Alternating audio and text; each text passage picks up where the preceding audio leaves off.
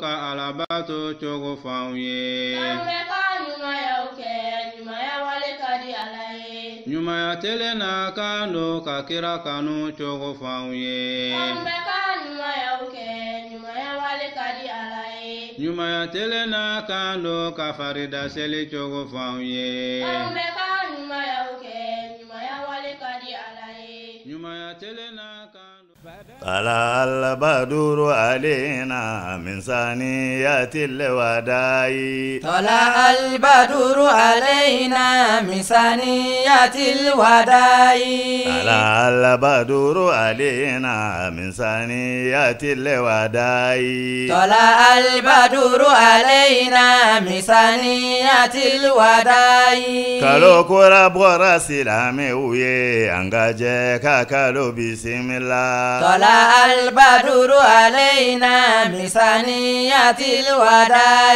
على كيرا دوندو مدينة وينينجك على كيرا بسم الله طلع البدر علينا من ثنيات الوداع جنفان جوغو من سيري لا كيرا كما على يا كيرا لا كانايا طلع البدر علينا من ثنيات الوداع جنفان تيوكا جنفا سيجيرا وما على يا كيرا لا نياري طلع البدر علينا من ثنيات الوداع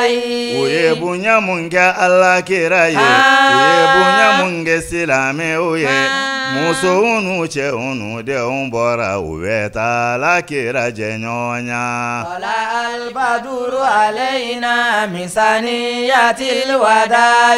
Jamvante oka jamva sigira uma ala ya kakira la nyari. طلع البدر علينا من ثنيات الوداع Ala tanu wajibi ara aunka ala kira wallahi bismillah. طلع البدر علينا من ثنيات الوداع Doka fili fenye doka ntomo fenye madina kauye kira bismillah. طلع البدر علينا من ثنيات الوداع وجب شكر علينا مدى لله داعي. طلع البدر. بسم الله الرحمن الرحيم. الحمد لله رب العالمين الذي من علينا بالإسلام. ثم نصلي ونسلم على أشرف المرسلين سيدنا محمد صلى الله عليه وعلى آله وأصحابه وسلم تسليما كثيرا. أما بعد، أيها المستمعين الكرام، السلام عليكم ورحمة الله وبركاته. أمي الله تعالى تنكالا وليماندو ألمو أغا نمو كاچان نمو لبلبلبا الله سبحانه وتعالى هنا كأنك أبارك بغوي كأنغو أكلو كوننا موني سلامي كيشي أني نما أبابو لاموينا فاكو شروع دانفن ولا فسمانديغا دانفن ميمبالا الله سبحانه وتعالى ألف ساني دانفن بي kanya mara kanga alela dege anga nyanama ko kelen bele jelena ni anga laini Allah taala ga jen soroli ore la kama qur'ane kono laqad kana lakum fi rasulillahi uswatun hasana liman kana yarju Allah wal yawmil akhir. Ni ala kira Muhammad sallallahu alaihi wasallam nyake awila dege like bagay bele jelenya wa ay ni mogo min dalen do ala kini Allah subhanahu wa ta'ala bi ñogon be ñogonya ala kira la degeli ala kan no ya ñi fota ani keta ani nganiata kelen bele jelena o ko fe ami balma bele jelen fu na baga ani sigi bagawla an kara mogo minum biya an barake ñogo minum biya an ga kalande minum biya ami foli la se bele jelema كايراولا كاو بسم الله مرحبا بكم أو بروكاسو أو نناكاسو أم يرمينا نيامبال ماجا يروي الشيخ الفاضل Mustapha Baba Sanogo an b'ale ka yɔrɔ de la nin ye yɔrɔ min bɛ a la Ala subhanahu wa ta'ala ka fasamadiya kɔnɔna na Ala subhanahu wa ta'ala ka nɛɛma kɔnɔna na Ala ta'ala ka hinɛ kɔnɔna na an filɛ nin yɔrɔ barikama in na yɔrɔ min bɛ a la ni yɔrɔ kɔrɔ talen don yɔrɔ min bɛ a la ni yɔrɔ wasolen don yɔrɔ min bɛ a la ni yɔrɔ min n'a bɛna taa kɛ seere ye ne ni aw kelen kelen bɛɛ lajɛlen bolo qiyama kɛnɛ kan an balimakɛ a Sheikh Baba Sanogo Mustapha Baba Sanogo alhamdulillahi rabbil alamin Ala subhanahu wa ta'ala yan do a garisɛgɛ la k'a sababu kɛ Ala ta'ala ka latigɛw ye Ala ye masa min ye ale tɛ juguman kɛ ni Ala ye fɛn o fɛn kɛ hɛrɛ do jɔn ye kɔrɔta do jɔn ye kuma jumɛn ni jɔn sabalila ko Ala subhanahu wa ta'ala ka latigɛ de ye Ala ko ma Kuranɛ kɔnɔ wala nabluwannakum bi shay'in kaba najarabi ni fɛn dɔw ye adamaden kuma dɔ la e b'a ye k'a fɔ fɛn dɔ bɛ yen ko tɔɔrɔ ko do e ma adamadenya dɔnni kɔnɔna na k'a sɔrɔ foyi t'a kɔfɛ e ma ni hɛrɛ tɛ ni sabali la an ka se nin kɛnɛ in kan yan bi o Ala subhanahu wa ta'ala ka hɛrɛ ye Ala ta'ala ka fasamantiya don an balimakɛ in a kun bɛ yɔrɔ fɔlɔ minnu na k'a ta depuis Lafiyabugu sigi la ka bɔ yen ka na Sebenikɔrɔ sigi la ka na Kanajigila sigi la ka taga Musabugu sigi la sigida fɛn o fɛn kɛra an balimakɛ bolo nin kelen kelen fɛn o fɛn kɛra nin bɛɛ lajɛlen n'a dama tariku nin bɛɛ lajɛlen n'a namasira mais mun ye nin kelen kelen bɛɛ lajɛlen tɛmɛ ka tila ka na kun cɛ nin hɛrɛmakoba in na fɛn fila a fɛn fɔlɔ a sabr sabali o kɛra sababu ye Ala subhanahu wa ta'ala nin kɔlɔn in se an balimakɛ a fɛn filanan mun kɛra sababu ye ka nin kɔlɔnba in se an balimakɛ nin ye al-ikhlas k'i jigi da Ala subhanahu wa ta'ala kan sinon an balimakɛ nin an caman b'a dɔn ɲɛ ka dɔnni na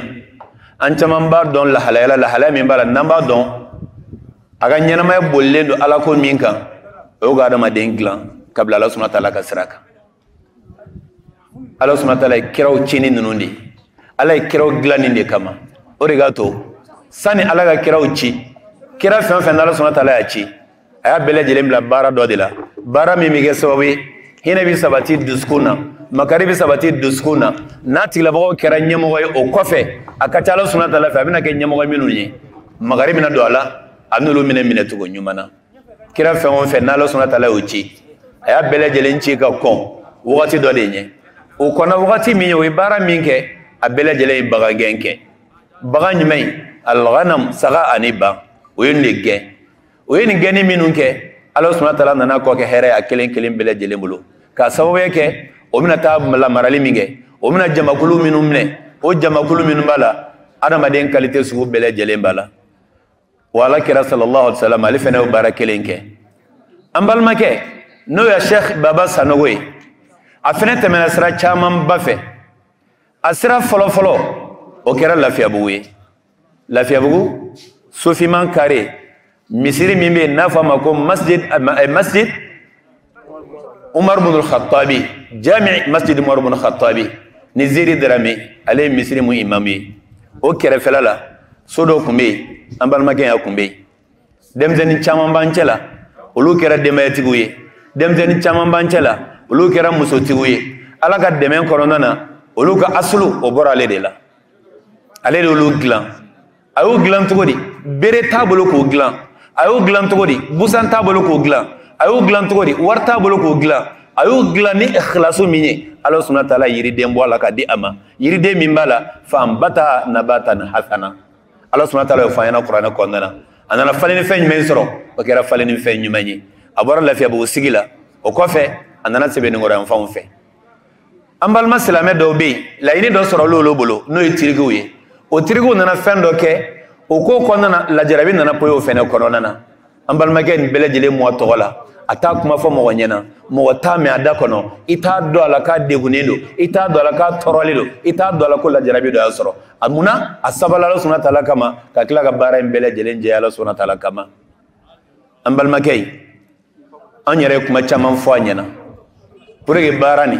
asega sabati to gamina ita fo baba nyena fiu baba eti ni geta kalanyoro kula na ba fiena ko ai ita fo baba yana fiu baba eti ni mina kalanyoro mogola kalandeuna baba ta fo ai mais tellement nga jigi dalino Allah subhanahu wa ta'ala ka ati femine mogola ati femfo mogonyena mais ni ko gana tugo wa man yattaqillaha yaj'alu makhraja wa yarzuqu min haythu la yahtasib ni Allah subhanahu wa ta'ala ka ledu kan talenye ala kira sallallahu alaihi wasallam ali fenen kuma ka infana ambal make atemana ni etapu fe tirigo nana ule wale chaman layini we bara chaman layini fendo kera mais la jarabi nana poy akonana o la jarabini ambal make ma fo karsa nodo o la jarabini amma fo karsa ya keta aya ye ni fen me ala kira go sallallahu alaihi wasallam mu'minin Allah subhanahu wa ta'ala bi la jarabi wati bele jelena wala jarabini ni ya to Allah subhanahu wa ta'ala bulu Allah ta'ala ba ko fali sim fenna femi ngaw sani o wati temena o ko fe anana kana jigelan fan nu fe o fena etabu nana teme atara musabugo en fon fe musabugo akume mo mi fe bara chaman kera bulu layni chaman kera bulu aye demen chamange aye here bara chamange mais Allah subhanahu wa ta'ala la tege o fena domina ko fena damina sigi o fena dandana sigi o dan sira ni femi yesa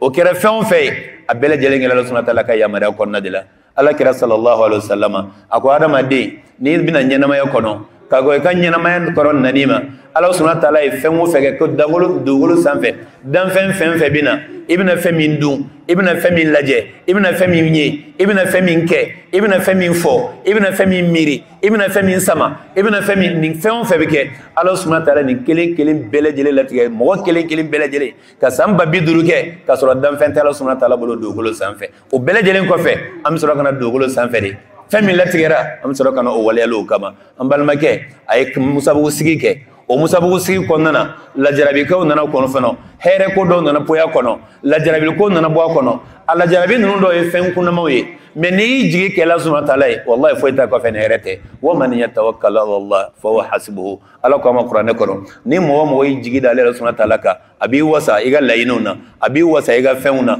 abi iga sirago abi tije ikise gabolo kele bele jelema ambal make aya jigi dale la subhanahu wa ta'ala ka o la jarabi ko fe o de na woro ni bariga makoyina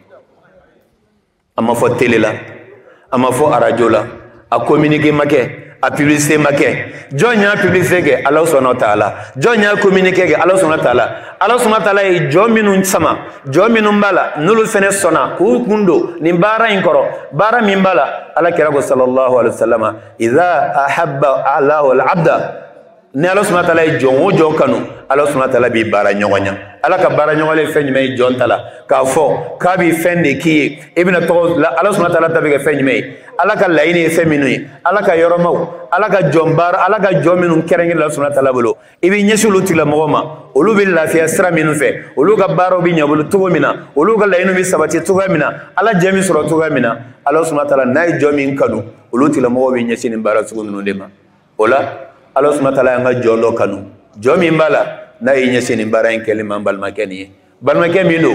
abi fenged ni wati la hala minna ata don kamina shiso min soro ata don kamina demzanu ndoro soro ata don kamina feminke mais tellement ga kenu ga jigi da Allah subhanahu wa ta'ala ka Allah subhanahu wa ta'ala ni boda ile ke ay wallahi herabi ni ko fe min ni bele jele ko fe madama jigi semene Allah subhanahu wa ta'ala wa mbade mimi yine na bele jele fe am bele jele nga ge jonye jomba jigi da Allah subhanahu wa ta'ala ka ni jigi da Allah ta'ala ka sigatala Allah subhanahu wa ta'ala bi jigi fa amba ina Allah subhanahu wa ta'ala fa ala ka ge jonye jomi jigi dalno Allah subhanahu wa ta'ala kelim doron biga nabillahi Musa alayhi salatu wassalam kumana mina aga mugo ulu minu be no ibani Israila kawi minu tura ko Firauna ka nyangata warala Firauna ga toro warala tile mogoma doyi kanto Musa ka mogoma Musa an ture ko puri anga kisi Firauna ka nyangata rima an tugule mungere ko fe Firauna nyangata ga ko abiga nyangata sisa Allah subhanahu wa ta'ala famin do Musa da kono ako fa ali in kuntum mu'minun fa ali tawakkalu ala Allah ayo jigi da Allah subhanahu wa ta'ala ka naw dalil Allah subhanahu wa ta'ala wa mbado angan jigi da Allah subhanahu wa ta'ala ka no kera wallahi Allah subhanahu wa ta'ala bi boda dama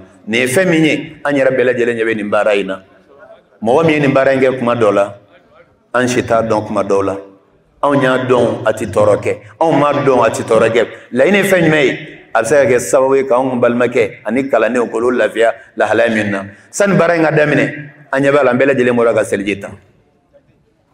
nɛɛma la nɛɛma min b'a la n'Ala subahana wataala ka nɛɛma don furaji de fɔlɔ senna furaji senni min kɛra baara in ka sɔrɔ ka daminɛ wa baara in daminɛni min filɛ nin ye an ɲɛ bɛ nin so min na nin t'a laban ye dɛ hakilina wɛrɛ b'a tigilamɔgɔ la ka kɛ ɔhɔ o ye jumɛn ye ka ni ɲɔgɔn fila yɛlɛ nin sanfɛ yala Ala ka jɔn jumɛn bɛ yen ni min pɛrɛnnen don ni ɲɔgɔn kɛlɛ la n balimakɛ nin ye baara in kɔni tila bɛnnen don déjà Ala subahana wataala bolo min ye nin baara kɛ o bɛ yen o dɔnnen don Ala subahana wataala bolo min bɛna sanfɛta fila kɛ o dɔnnen don Ala subahana wataala bolo jɔn labɛnnen don baara in a dɛmɛni na diinɛ sira fɛ Ala subahana wataala kama ɲɛnɛmaya bɛ cogoya min na bi n badenw fo an kelen kelen bɛɛ lajɛlen ka taa an jɔ an ni Ala subahana wataala ni ɲɔgɔn cɛ Ala fɛ kiyama don Ala nin baara min filɛ nin ne ye nin kɛ Ala subahana wataala ye dugukolo sanfɛ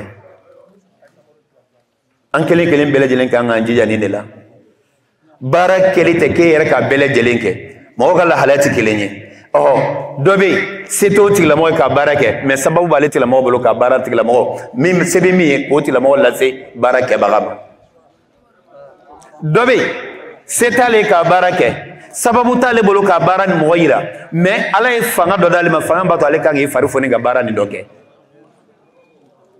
Alakira sallallahu alaihi wasallam kumana min nana Madina a ne min kɛra Madina a fɔlɔ yɔrɔ fɔlɔ min na n'a jatigɛra ye a bɛ fɛ ka taa ka misiri jɔ don min na dɔrɔmɛ kelen t'a bolo jigiya wɛrɛ t'a bolo n'Ala subahana wataala tɛ dɔrɔmɛ tɛ sahaba bolo mɛ Alakira ye welewelemada kɛ jɔn pɛrɛnnen don k'Ala subahana wataala ka diinɛ baara jɔn pɛrɛnnen don ka baara dɔ kɛ Ala subahana wataala ye dugukolo sanfɛ kiyama don Ala taala ka taa sara k'i arijinɛ kɔnɔna la an bɛ ka baara fɛn fɛn kɛ dugukolo sanfɛ sojɔ ninnu na Alakira ka sahaba dɔ bɛ yen Abu Sa'id al-Khudri ni ma fili ale don radiyallahu anhu don dɔ la a tɛmɛna a balima dɔ la a bɛ k'a ka so baara a bɛ ka so baara cogo di a bɛ ka so in mun samiyɛ setɔla filɛ nin ye ci so don bɔgɔso don n'a ma mun ni ji nana ji bɛ se ka so tigɛ ka taga n'a ye a taara sɔrɔ balimakɛ in bɛ ka mun kɛ a ye bɔgɔ nɔɔni a bɛ ka so in bari a ko balimakɛ in ma a ko wallahi ko in ka teli nin ma ko jumɛn ka teli nin ma kiyama tagali o ka teli nin ma a bɛ ka mun jɔ a tɛ ka village jɔ a bɛ ka mun jɔ a tɛ ka étage jɔ a bɛ ka mun jɔ a tɛ ka foyi jɔ fo n'a kɛra Ala subahana wataala Ala ye siyɔrɔni min d'a ma pour que a ka se ka lafiya kɔnɔ ayiwa a bɛ ka nin dɔrɔn bɛ de jɔ o la ko wagati sera insha Allahu taala sun tigɛli la Ala kɛra ayiwa ko sun tigɛra insha Allahu an bɛ se ka sun tigɛ sun tigɛli la sisan n'an y'an sun tigɛ nisɔndiya ko fila bɛ yen a nisɔndiya fɔlɔ an bɛna dumuni min kɛ a nisɔndiyalen filɛ an bɛna ji min an bɛna dumuni kɛ a nisɔndiya filanan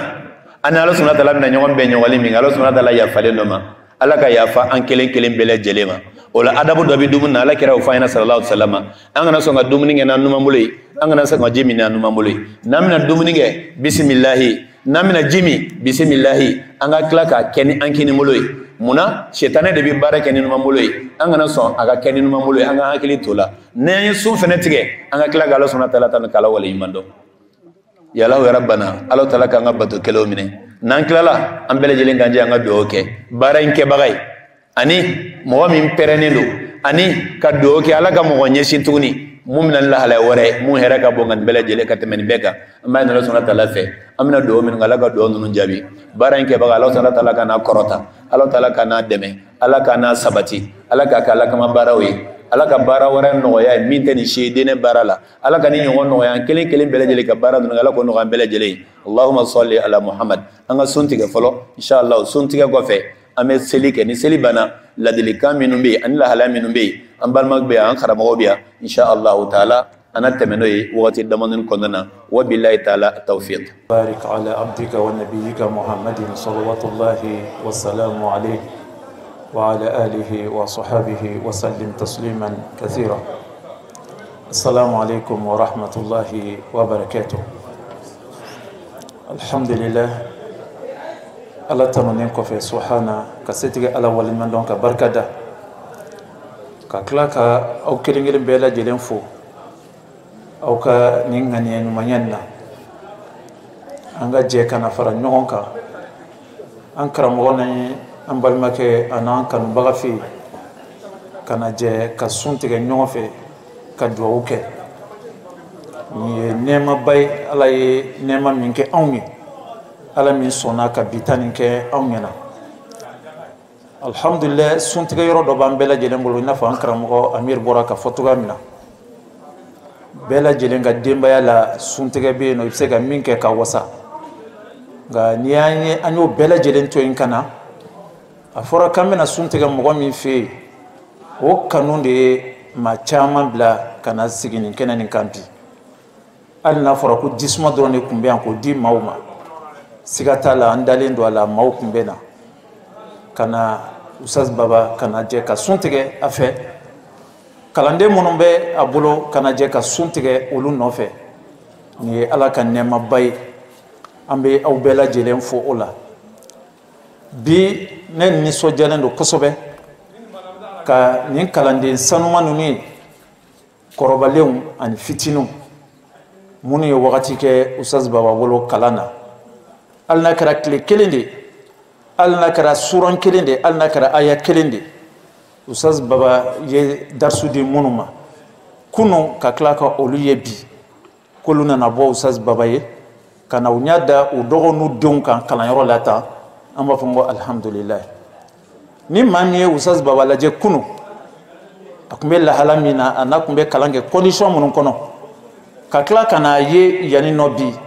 a kan ka fɔ ko an bɛɛ kan ka fɔ ko alhamdulilahi rabbil alamin nin bɛɛ lajɛlen ye ala ka nɛɛma de nin bɛɛ lajɛlen ye ala ka fusamancɛw de an karamɔgɔ n'an ka imam jawoyi a bɔra ka fɔ a ka kuma kɔnɔ sisan jɔn ni dusukun halasi ala ye ka baara o baara kɛ ala ye i sigi ko sara kɔnɔ ka bɔ ala yɔrɔ diɲɛ kɔnɔ yan yanni lahara ta cɛ nin karamɔgɔkɛ nin a ye baara nin kɛ ni ikhlasu ye a ye ala ka jɔnw kanu a ye maaw kanu maa minnu n'a y'a kanu ka hɛrɛ d'u ma diɲɛ kɔnɔ hɛrɛ min ni nafolo t'a sɔrɔ hɛrɛ min ni jɔyɔrɔ t'a sɔrɔ hɛrɛ min ni tɔgɔ foyi t'a sɔrɔ usa y'o de kanu ni silamɛ mantonw ye denmisɛnninw k'u sama ka bɔ kare kɔnɔ k'u sama ka bɔ bijou la k'u sama ka bɔ kare kɔnɔ yaalaw la sugu kɔnɔ yaalaw la ka na u fara ɲɔgɔn kan an b'a fɔ n ko alhamdulilayi n'o kalanden kɔrɔbaw caman yera kɛnɛ kan bi kuma bɛ n bolo bi k'a fɔ kalandenw ɲɛna min kuma dɔw la bɛɛ lajɛlen bɛna nafa sɔrɔ a kuma kɔnɔ o ye jumɛn ye an karamɔgɔ imam jawoyi bɔra k'a fɔ sisan ala ka jɔnɲuman dɔ de bɔlen filɛ ka nin baaraba nin kɛ usaz baba ye parce que a bɛ ka baara nin kɛ ala kama nin ye olu jɔyɔrɔ ye nin ye olu seko ye ka usaz baba dɛmɛ a ko jɔn de fana labɛnn'o ka ni ɲɔgɔnna kɛ ayi an b'a fɔ mɔgɔ kana sɔrɔ yan maa min labɛnn'o ka ni ɲɔgɔnna kɛ nka jɔn de labɛnn'o ka usaz baba dɛmɛ kalanden kɔrɔbalenw na minnu ye nafa sɔrɔ usaz ka taribiya la minnu ye nafa sɔrɔ usaz ka kalandenya la minnu y'u ka denmisɛnniya kɛ usaz senkɔrɔ fo bi olu yɛrɛ kɛra dutigiw ye olu yɛrɛ kɛra denbayatigiw ye olu yɛrɛ kɛra jɔyɔrɔtigiw ye bi ni ɲɔgɔnna kɛli kana nɔgɔya an ye nka jɔn labɛnn'o ka usaz dɛmɛ a ka baara kɔnɔ usaz dɛmɛ di baara kɔnɔ nafoloko b'a la kɛ tiɲɛ don nka karamɔgɔkɛ ye ko nin dabɔ min kama kalanden kelen kelen bɛɛ lajɛlen ka kɛ ale ka ambassadeur ye o mana kɛ diɲɛ yɔrɔ o yɔrɔ la kalanden ni kelen kelen bɛɛ lajɛlen ka kɛ ale usaz baba ka image ye o mana kɛ diɲɛ yɔrɔ o yɔrɔ la haminanko min bɛ ale usaz baba la maa o maa ye wagati k'ale bolo kalan na a ka se k'a ka hakilina don i la n'i taara yɔrɔ o yɔrɔ i ka se ka baara kɛ ni a ye o de la hɛrɛ bɛ carin dugukolo sanfɛ n'o tɛ n'a danna ale kelen ma si bɛ ka janfa kɔrɔw bɛ ka na adamadenya la ala ye wagati dɔ de kalifa an bɛɛ la ni usaz dɛsɛra don min na dun jɔnni labɛnnen don ka usaz ka nɔ ta jɔnni labɛnnen don ka baara kɛ usaz tun bɛ baara kɛ ni méthode min n'o mɔgɔ ma sɔrɔ usaz ka kalandenw na dun jɔn de bɛ taa ɲininko la lahara aw minnu ye wagati sɔrɔ ka chance sɔrɔ ka wagati kɛ usaz bolo kalandenya la lahara aw de bɛ taa ɲininka nin na nin ye responsabilité belebeleba ye kalanden kɔrɔbaw aw kan k'aw yɛrɛ interpeller yɔrɔ min na a kan k'aw yɛrɛ ko ɲininka usa ye dɔnniya min di aw ma a ye lamɔ min di aw ma a ye jogo minnu don aw la ba usa ka kalanyɔrɔ la a bɛɛ tun tɛ kalan dili ye koyi tarbiya o de tun y'a base ye wa n'i ye kuranɛ bɛɛ di adamaden ma ni tarbiya t'a kɔrɔ dɔrɔn zéro don ɔ a ye tarbiya min sɔrɔ aw ye dɔnni min sɔrɔ aw nɔ bɛna kɛ jumɛn ye usa ka baara carinni na dɛsɛbagatɔw yatimɛw se tɛ minnu somɔgɔw ye jigiya tɛ minnu ye ka diɲɛ hɛrɛ ɲini ka di olu ma ka lahara hɛrɛ ɲini ka di olu ma nin ye yɔrɔ ye yɔrɔ min ni kalanden kelen kelen bɛɛ lajɛlen kan k'i yɛrɛ kun ɲininka o la ala ka jɔnɲuman dɔ de filɛ ka na nin baara ba nin kɛ k'a d'a ma pour que k'a dɛmɛ a ka baara la ni miliyɔn caman t'i kun ni miliyari t'i kun i tɛ se ka nin kɛ ala ye jiginna t'i la nka yali aw minnu ye kalan kɛ usazi bolo degun na tɔrɔkɔ la ɲani na fo bi alhamdulilayi dɔrɔmɛ 1000 ni 2000 bɛ ɲɔgɔn sɔrɔ aw kunna aw jɔyɔrɔ kɛra jumɛn ye ka usazi dɛmɛ kalanyɔrɔ fana musaka yɛrɛ tali la an kana se ka yɔrɔ jɔ ka d'a ma mais 200 an k'o jɔ usaji ye wagati o wagati mais kalo o kalo k'o di usazi ma k'a dɛmɛ o la kalanden kɔrɔbalenw an bɛ dɛsɛ ka nin kɛ bi yali an bɛ dɛsɛ k'o kɛ bi wa yali maa wɛrɛw de bɛ bɔ yɔrɔ wɛrɛ la ka na nin hɛrɛba nin tɔnɔ dun aw minnu yɛrɛ ye nafa fɔlɔ sɔrɔ a kɔnɔ aw yɛrɛ ma se ka nafa sama ka se aw yɛrɛ ma aw ma se ka nafa sama ka se aw dɔgɔninw n'aw denw ma minnu bɛ kalanyɔrɔ la yan wa an bɛ wagati min na i komi bi organisation de bɛ diɲɛ kɔnɔ n'i ye ekɔliso fɛn o fɛn ta n'i ye kalanyɔrɔ fɛn o fɛn ta i bɛ taa sɔrɔ kalanden kɔrɔw u ka tɔn bɛ yen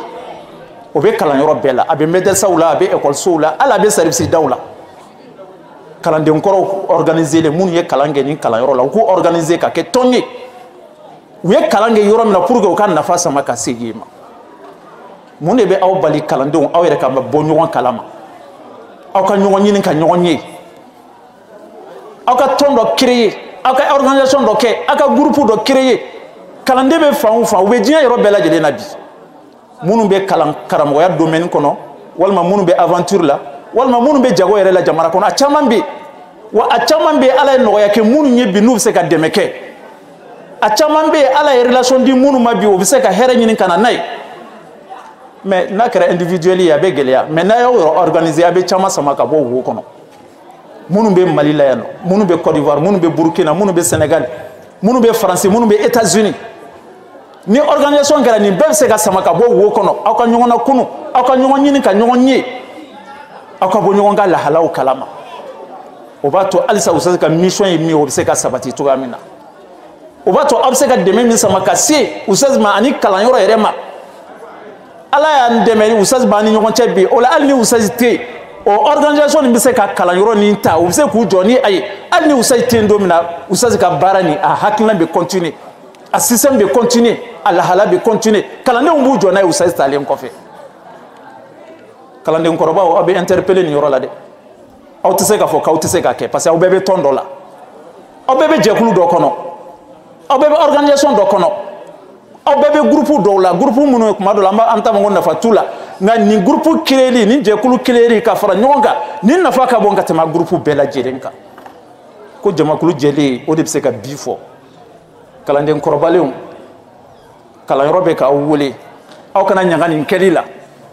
aw kana ɲaga nin kɛli la dɛ minnu ye nin kɛ olu ye usazi dɔn kunun kɔrɔ de nka aw ye usazi kununnama ye ka to lafiyabugu a tun bɛ kalan kɛ yɔrɔ min na aw y'a ye a tun bɛ si cogo min na aw y'a ye a tun bɛ dumuni min kɛ aw y'a ye a ka denbaya tun bɛ cogo min na aw y'o ye usazi hinɛ kan ka aw de minɛ bi ka tɛmɛ maa wɛrɛ kan aw de ka dɛmɛ kan ka na bi ka tɛmɛ maa wɛrɛ kan ni usazi ma se ka nin fɔ ne bɛ nin fɔ bawo a bɛ n dusukun na a bɛ n ŋaniya la an kan ka nin kɛ a ye bawo an kan ka nin kɛ an yɛrɛ ye ka kɛ bonyamasegin ye ka taa usazi ma pour que kalanyɔrɔ ni hakilina a kana sa cogoya si la an ka baara dɔ ɲɛsigi yanni wagati dɔ cɛ n'o tɛ nimisa bɛna an bɛɛ lajɛlen sɔrɔ don dɔ la nimisa min bɛna cɛ juguya don dɔ la n'a fɔra ko usazi ka kalanden kɔrɔlenw de bɛ bali ɲɔgɔn na yɔrɔw la yen ten karisa salamu alaikum a kɛra faama ye dɛ cɛ i bɛ yɔrɔ jumɛn sisan a dɔw bɛ sitanɛ sira dɔw la u taara n'u ye munna parce que o organisé len tɛ u tɛ kulu kɔnɔ sitanɛ bɛ s'u la kɛ a dɔw bɛ u ye kuranɛ kalan nka kuranɛ nɔrɔ bɛɛ taara a dɔw bɛ yen nɔ u ye ladabu ɲuman sɔrɔ nka olu dɔw bɛ sitanɛ de ka cidenya la bi Muna parce que bora kulu kono déjà ayaw jilaja akaw yere organiser amma fɛn bien munun tiya aya lase munun bi aya lase munun tiya ma munun biya be fɛ aw ka ni organisation ta aw ka hakili jagabɔ kala aw ka se ka aw yɛrɛ organiser aw ka ɲɔgɔn minɛ aw ka se ka diinɛ dɛmɛ ni ɲɔgɔnna man ca Mali la de aw bɛɛ lajɛlen bɛ aw bɛɛ kɔrɔbayara sisan ustaz ɲɔgɔnna n'a sɔrɔ a bɛ Bamakɔ yan n'a sɔrɔ a bɛ Mali la yan ni maa bɛ se k'i tɛgɛ ɲɛsin a ma Mali karamɔgɔw la a ye lamɔ min sɔrɔ a bolo kalandenw ni karamɔgɔw ka kalandenya ni karamɔgɔ ye jumɛn ye bi an bɛɛ lajɛlen b'a dɔn karisa ye karamɔgɔ ye karisa ye kalanden ye a bɛ kɛ base min kan an b'a dɔn mais ale ka kalandenya n'a ka karamɔgɔya base kɛra Ala de kama ani ladabu kama ani taribiya kama ani dɔnni dili kama o de kɛra ale ka kalandenya ni karamɔgɔya ye Ala ka limaniya d'a ma Ala ka limaniya d'a ma an tɛna wagati caman ta mɔgɔw ka wagatiw la an kan k'an jilaja an kelen o kelen mana kɛ yɔrɔ o yɔrɔ dɔw bɛ darisu diw la dɔw bɛ mɔgɔ lakalanw la nin bɛɛ ye belebeleba ye koyi ne ye ustaz ka kalanden de ye et puis hali an kana da o bɛɛ lajɛlen o fɛnɛ ma tuguni kalanyɔrɔ minnu b'an bolo walima baara minnu b'an bolo an ka u bonyamasegin kɛ ustaz ye ka ustaz tɔgɔ da kalanyɔrɔ dɔw la pour que tubabuw k'a fɔ tɔgɔ min na ka immortaliser a ka hakilina min ye min ye a ka to mɔgɔw kun na ni min bɛ kalanyɔrɔ la k'i ka kalanyɔrɔ tɔgɔ da la i bɛ baara yɔrɔ min na k'a baara yɔrɔ tɔgɔ da a n'a ka kan ko diinɛ kama tɛ dɛ a y'a kɛ diinɛ de ye masjid Abubakar Sidik masjid Bilal masjid Omar olu bɛ Madina kɔnɔ caman bɛ yen o la ka yɔrɔ tɔgɔ da maaba dɔ la pour que ka ka bonyamasegin ka ye o t'a ka baraji bali o t'a ka ikhlasu tiɲɛ anw de bɛ se ka nin bɛɛ lajɛlen kɛ ustaz tɛ se ka nin bɛɛ fɔ an ɲɛna an den minnu bɛ yen an ye ustaz kanu cogo min na n'a a ye dɔnniya sɔrɔ a bolo an k'an denw tɔgɔ da la k'o kɛ bonyamasegin a ye o de kama an bɛ Ala tanu k'Ala barikada ka an karamɔgɔ n'an balimakɛ n'an baarakɛɲɔgɔn n'o ye Dawuda Sumare ka foli d'a ma ka barikada k'a ye ka waleɲumandɔn k'a ye an t'a sanuya nka an b'a dɔn a fana bɛ cɛsiri la diinɛ baaraw la i n'a fɔ aw bɛɛ lajɛlen b'o sariya cogoya min na mɔgɔ ka kuma ni kabara fɛnba fofɔnɔ la fɛn min y'a fofo i kan ka kaba o de la ni mɔgɔ mɔgɔ ye Dawuda ye baarakɛ nɔ ye a bɛ maa kabakoya nka n'i y'a karamɔgɔ lajɛ i b'a dɔn k'a man kan ka maa kabakoya karamɔgɔ ye baara min kɛ Dawuda ta tɛ se ka se o jaga ta jaga ma a y'a lamɔ cogoya min na a y'a taribiya cogoya min na a fana b'o sira kelen de kan an bɛ Ala tanu jamana nin kɔnɔ tɔn min ni a dilanni a jɔli o sababu yɔrɔ Dawuda la a jɛɲɔgɔn kɛrɛnkɛrɛnw na minnu ye baara daminɛ fɔlɔ ustaz Senkɔrɔ an tɛna se ka maa bɛɛ tɔgɔ fɔ nka an ka jɔkɔrɔmɛkɛni bɛ Bokum olu ye maa fɔlɔw ye minnu ni u ni Dawuda ninnu jɛra ka kalandenya kɛ ustaz Senkɔrɔ alhamdulillah a fana bɛ sugu kɔnɔ bi wari b'a fana kun a bɛ se ka nafa dɔ kɛ nin bɛɛ bɛ se ka kɛ organisation dɔ nin bɛɛ bɛ se ka kɛ jɔyɔrɔ dɔ ye ko kɔnɔna na o la an bɛ tɔn min kɔnɔ n'o ye ikhlasu ye ikhlasu ye baara min kɛ Bamakɔ yan bi a ye baara minnu kɛ Bamakɔ yan i b'a dɔn o la ko nin bɛɛ ye ustaz ka hakilina a ye résultat dɔw di yatimɛdenw ka kuranɛ durusiyɔrɔ fila an bolo a cɛman n'a musoman o ye ustaz ka hakilina dɔ de développé le yatimɛden gansan a cɛman n'a musoman a bɛ mɔgɔ 100 ni kɔ la bi minnu internelen don fa tɛ dɔrɔmɛ sara ba tɛ dɔrɔmɛ sara olu bɛ ka kuranɛ durusi bi fi sabilillahi u bɛ si yɔrɔ ɲuman na u bɛ baloko ɲuman fɛnɛ la ninnu ye lahala dɔ ye a ka kan an ka fɔ pour que an ka dɔn k'a fɔ ko baara ninnu n'an y'a kɛ an y'a k'an yɛrɛ n'an m'a kɛ fɛnɛ n'an tɛ yen don min na an b'an yɛrɛ de jalaki alhamdulillah ikhlasu ka baaraw kɔnɔ siège min n'o ikhlasu ka misiri min n'o filɛ furufuru yani sofiman kare la nin bɛɛ lajɛlen ye ikhlasu ka résultat dɔw ye ka misiri sɔrɔ k'o jɔ Ala kama ka kalanyɔrɔ sɔrɔ k'o jɔ Ala kama kalanden 100 yirika ba yirika olu de bɛ ka kalan ka kɔnɔ bi nin tɛ ko gansan ye dɛ wa hali sini activitéw bɛ yen lundi o lundi walandadi minnu bɛ kɛ o walandadi bɛ ka kɛ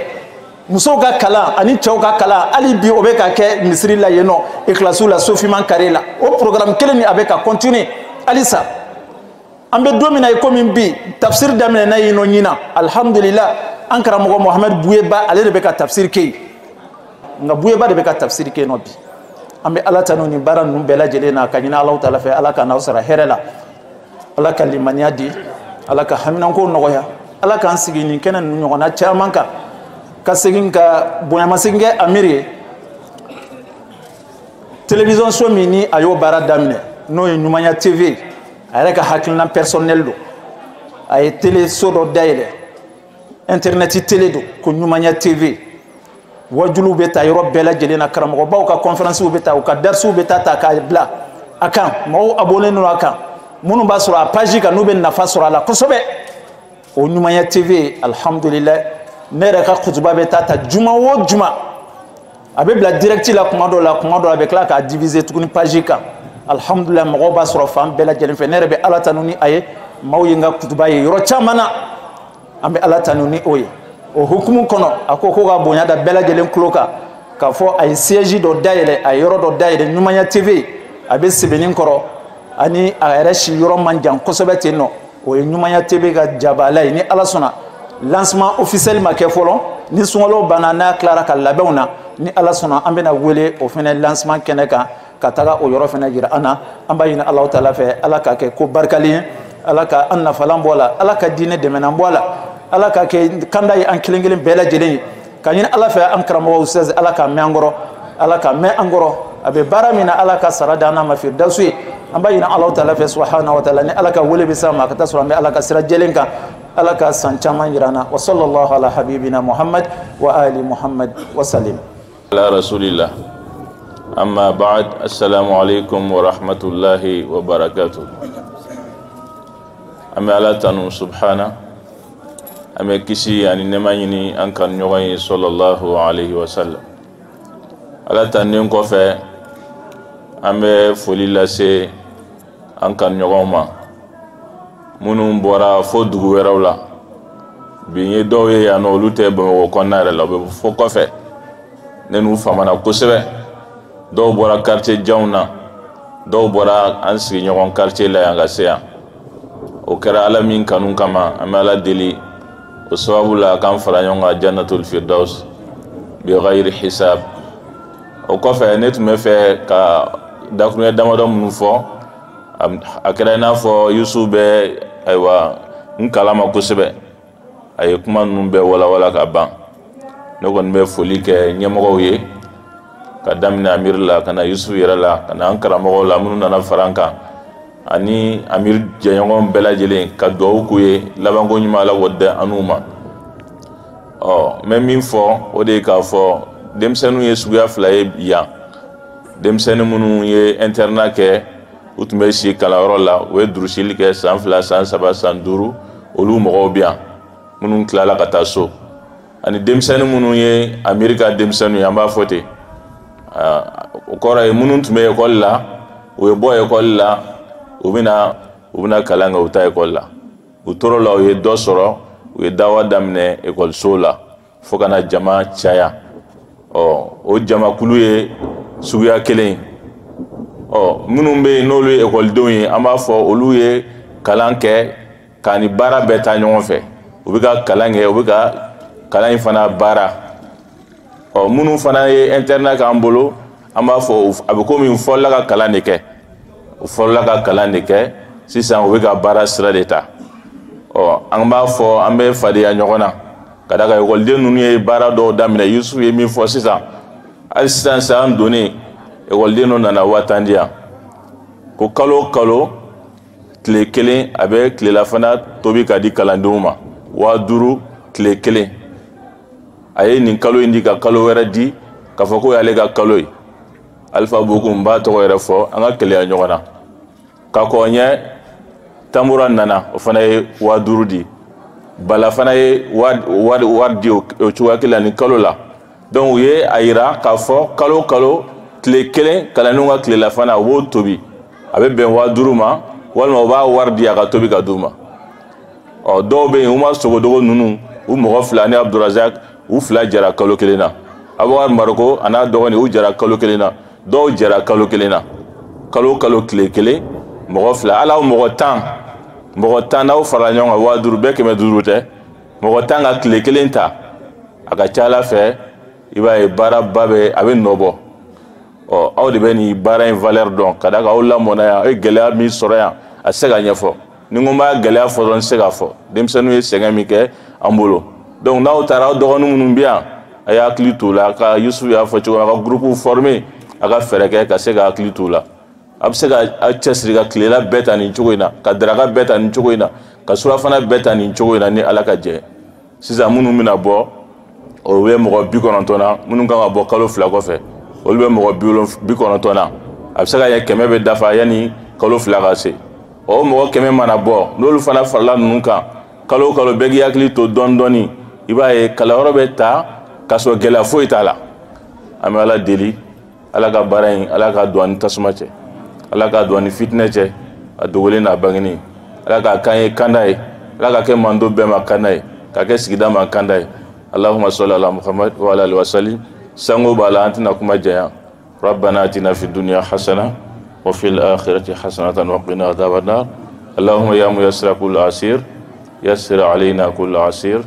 fataysiru al asir alayka yasir subhana rabbika rabbil izzati amma yasifun وسلام على المرسلين والحمد لله رب العالمين. الله كان كيسي سيدان ما سيدان إسلام جوي. الله كان كيسي سيدان ما سيدان إسلام جوي. نو سيدان ما نادو برا يرى الله سيدان إسلام جوي. أبي برا نيوندا ما كورو نيانا سيدان إسلام جوي. سيدان ما نادو فورو